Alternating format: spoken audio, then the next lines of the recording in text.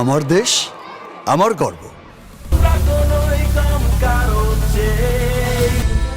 বেশ কিছুদিন ধরেই আলোচনায় ছিল একটি নতুন প্রজেক্ট ঘিরে জল্পনা কল্পনা। প্রকাশিত হয়েছিল একটি ছোট্ট ক্লিপ, আর সেখান থেকেই শুরু হয় দর্শকদের কৌতূহল। কেউ ভাবছিলেন এটি কোনো বিজ্ঞাপনের প্রোমো, আবার কেউ মনে করছিলেন সিনেমার আইটেম সং হতে যাচ্ছে এটি, যেখানে দেখা যাবে মেগাস্টার শাকিব খানকে। কিন্তু শেষ পর্যন্ত সব অনুমানকে ছাপিয়ে এটি রূপ নেয় একটি মিউজিক ভিডিওতে।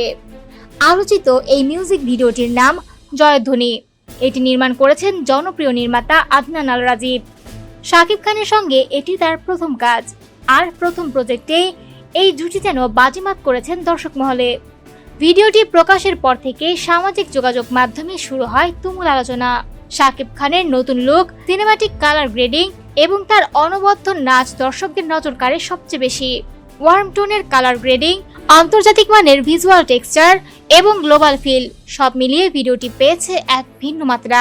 শাকিব খানকে দেখা গেছে সাদা ও মেরুন রঙের স্টাইলিশ ক্যাজুয়াল পোশাকে, চোখে রোদ চশমা পরে মিউজিকের তালে নাচতে। তার পারফরমেন্সকে অনেকেই বলেছেন একেবারেই নতুন এক অবতার, যা দর্শকদের বিস্মিত করেছে। ভিডিওটি দেখে দর্শকদের প্রতিক্রিয়া এসেছে ব্যাপকভাবে। অনেকেই বলেছেন এটি এতটাই মানসম্মত যে প্রথমে বিশ্বাস করতেই সময় লেগেছে এটি বাংলাদেশের প্রজেক্ট।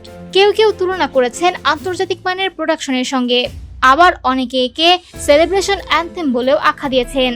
জানা গেছে এই প্রজেক্টে বাংলাদেশের পাশাপাশি ভারত, পাকিস্তান, শ্রীলঙ্কা ও তুরস্কের টেকনিক্যাল টিমও কাজ করেছে, যার ফলে এত উন্নত ভিজুয়াল ও সাউন্ড ডিজাইন সম্ভব হয়েছে।